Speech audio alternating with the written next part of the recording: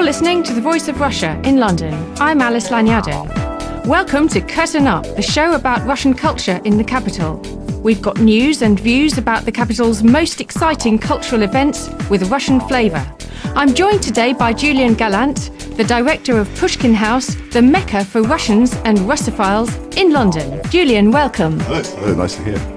I'd also like to welcome Frank Althaus, who runs the Russian Language Centre at Pushkin House and is an expert in Russian language teaching.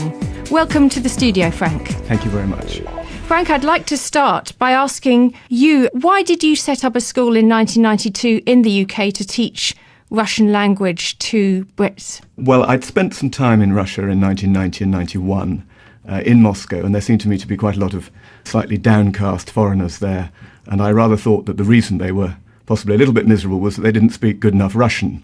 And at the time, of course, Russia was just opening up, and I thought this was a perfect time to try to set up a school to help British people who were going to move to Russia to learn the language. Why weren't they learning Russian successfully in the UK at that time? They were learning very successfully in schools and universities, but I felt that there were not very many Russian teachers around in the UK who were real representatives of modern-day Russia. Most of the Russian teachers in schools and universities at the time were either English people, which is a fine thing to be if you want to teach Russian, as I do myself, but the Russian native teachers were generally those who had left the country sometime previously, so didn't know very much possibly about what was going on in Russia at the time, and also possibly were not wholly positive in their view of Russia because they may have had to leave unwillingly. So for that reason, I thought that it would be good to have some teachers who seemed to me to be real Russians, who would be opening up the country and introducing the modern Russia to foreign students. So how did you go about doing that? I put an advertisement in the new Moscow Times newspaper and was swamped with applications. Out of about 120 applications, we chose initially 3. We've grown a bit since then, and we now have 20 teachers. So your school's grown, and now you have lessons for adults? Lessons at Pushkin House. We also travel around to teach. The majority of what we do goes on in Pushkin House, and we now have a really quite extensive group programme, which wasn't something that we did initially. To give you an indication of the numbers, in, I think, 2004, we had only 60 students on our group programme. This term we have 240. And that's every week 240 people coming into Pushkin House to have Russian lessons. And that doesn't include all the people that we go out and teach in their companies who are doing individual tuition. This does surprise me a little bit, Frank. I'd thought that Russian was on a decline in the UK, certainly in schools and universities, but maybe I'm wrong. No, unfortunately you're right about schools and universities. There's no denying that numbers have dropped dramatically over the last 20 years. Universities, I'm afraid the situation is very grim from the point of view of academic degree courses, and there were only 10 years ago, I think there were 48 universities in the UK offering Russian. Now there are only 16. But set against that has been an expansion in something called an institution-wide language programme, which is essentially universities having set up language centres within the university to which students from all faculties can go to learn a foreign language in addition to their degree. So there are quite a lot of people who are learning Russian in addition to doing something else. And the classic case of this is Imperial College, isn't it? There's a Russian language teaching department at Imperial College for scientists because Russia is important for science, so scientists will go there, will go to learn the language. LSE has a language school as well where people do all sorts of languages. This is actually an important thing. Just to take that back a stage, in your background, Frank, you had a wonderful teacher, didn't you? You had Mike Nicholson in Oxford, who gave you literature, who gave you language, and sort of fostered that love of the language. And that's always been the case. And they've always been isolated, very, very inspirational people. But that never became sort of standardised into everywhere, did it? It was always a bit scattered. Well, yes, no, but I think the quality of Russian teaching has always been very, very high. But I'm afraid what happens in education, in higher education particularly recently, is that exotic subjects are the first to feel the force of cuts. Another example of that it used to be that in order to get into Oxford and Cambridge you had to have done A-level, and indeed into many universities. That has now changed, and all universities are now taking people to read Russian ab initio from scratch. Yes, they did that at my university. I did it at A-level, but there were lots of kids who came without. But that doesn't seem to me to be a problem. Can I ask a quick question here? How is it that when you take the size of Russia and you take all the Russian-speaking republics, where they all still speak Russian? In Georgia they speak Russian still, Azerbaijan they speak Russian, Central Asia they speak Russian. I was on a plane coming back from Moscow recently with a lady from Mongolia who works for EBRD. She speaks Russian perfectly. So there's, not to mention the Baltic countries and a lot of other countries as well. Now, what do we have to do to make Russian a language that must be taught? Well, that's an easy question. There's a straightforward question. We have to make Russia a more attractive place. Is possibly one of the things at the moment, is my view. But I think more than that, we also have to remember that the figures that we read about university and school don't necessarily tell the picture. And the example I give is this, that the sort of the halcyon days of Russian language teaching in this country thought to be the 1960s and so on, and Julian mentioned the armed forces and so on, and there were lots of very fine Russian students, but what were they doing after they'd learnt Russian? Well, some of them were probably listening on headphones to what was going on over the other side of the Berlin Wall, some of them were going in the forces and so on. And some of them were people like Alan Bennett, who I don't know whether he's used his Russian since, but there was certainly that generation, wasn't there? And I remember reading that General Mike Jackson, Sir Mike Jackson is a Russian graduate and so on. But what you have today, and what you want to remember today, is, of course, that in those days, if you went to Moscow, how many British people would you have found speaking Russian in Moscow? Well, hardly any, a few diplomats. Now, if you go to Moscow and St. Petersburg, you will find, I don't know what the numbers are for how many expats there are. So there is a whole body of people who are actively using Russian to a high standard, and they live in Russia, and they work in Russia. And of course, that is quite different to how the situation was when people were doing what we think of now as being the sort of the high point of Russian study. So I don't think necessarily that it's as gloomy as it might sound, and certainly I don't think the school and university statistics are ones that tell the true picture of how many people are using Russian in an active way to find out more and more about the wonderful countries where Russian is spoken. You're listening to The Voice of Russia in London. This is Curtain Up, the programme about Russian culture in the capital. I'm Alice Lanyardo, and with me in the studio are Julian Gallant, the director of Pushkin House, and Frank Althaus, who runs the Russian Language Centre at Pushkin House.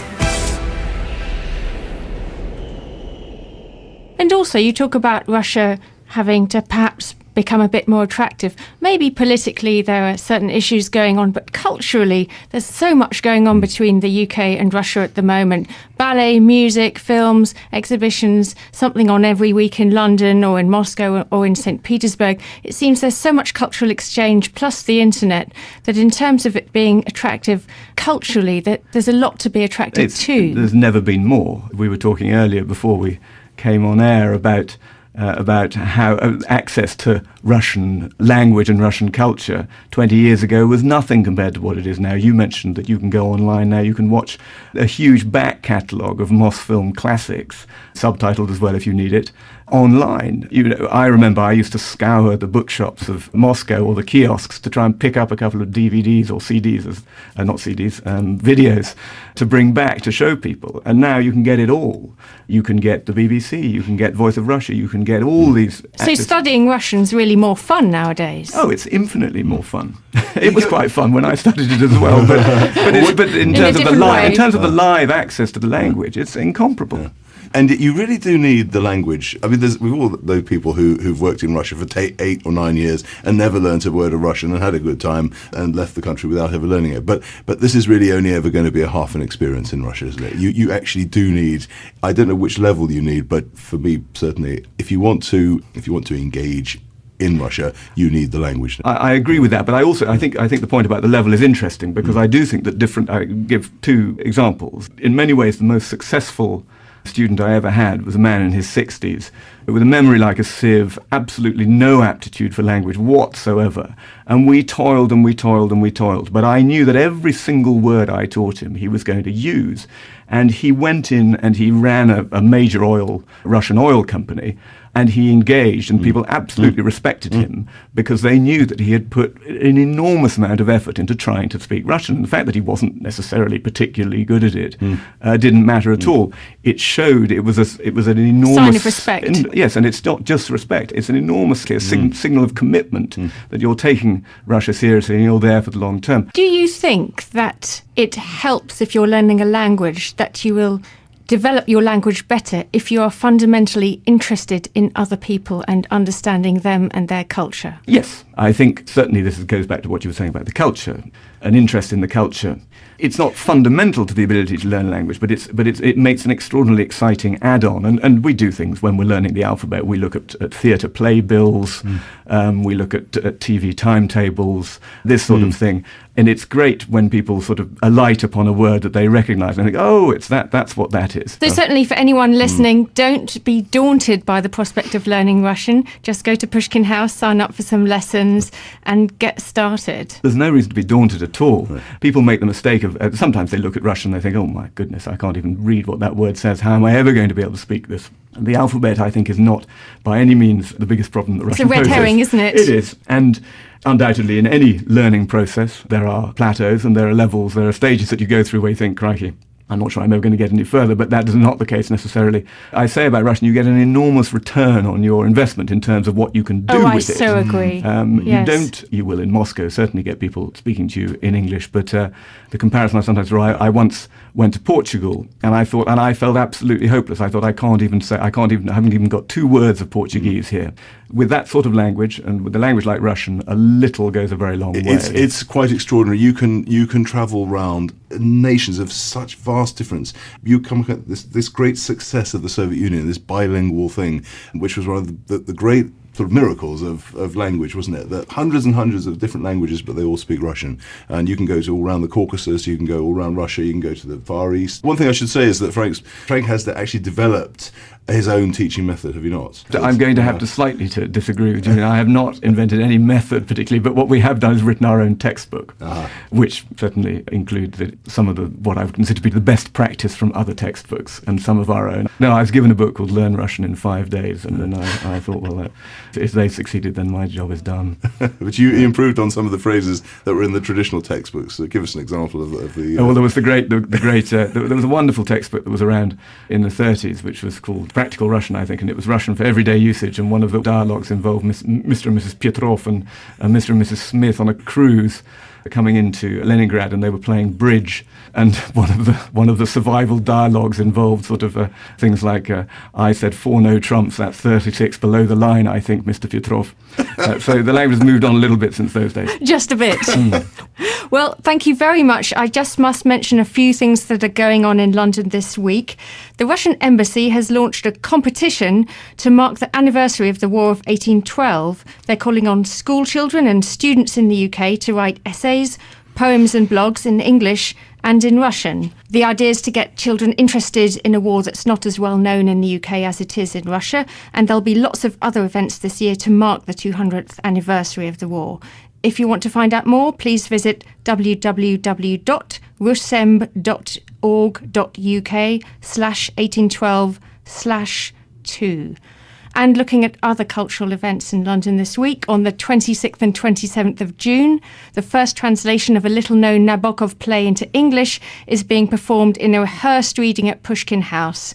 There's also a wonderful exhibition showing at Ivy House in North London about the life and times of the Russian ballerina Anna Pavlova. It's been set up by the London Jewish Cultural Centre, whose home Ivy House now is, to mark 100 years since Pavlova set up home there. Opening times vary, so please go to www.ljcc.org.uk before you set off. And finally, an exhibition of iconic Russian sports posters is opening this week at Russia's Cultural Agency in Kensington. They'll have some fabulous posters on display. In fact, quite a good test of Russian language, Frank. Some of the slogans are things like, a display of gymnastics is a powerful show of the force and invincibility of the Soviet people, or simply, young people to the stadiums. That's at 37 Kensington High Street, and the contact phone number for that is 077 942 70 952. Thanks very much to my guests Frank Althaus and Julian Gallant for joining me in this edition of Curtain Up. You're listening to the Voice of Russia in London. I'm Alice Lanyadoo. Stay with us.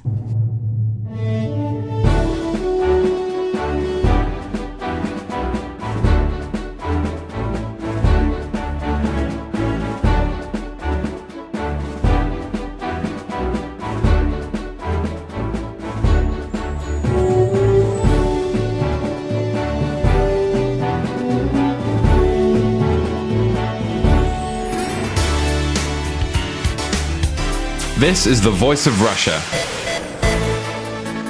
The London Bureau of the Voice of Russia is now live on digital radio and online, with news, comment and debate on weekdays between 4 and 7 p.m.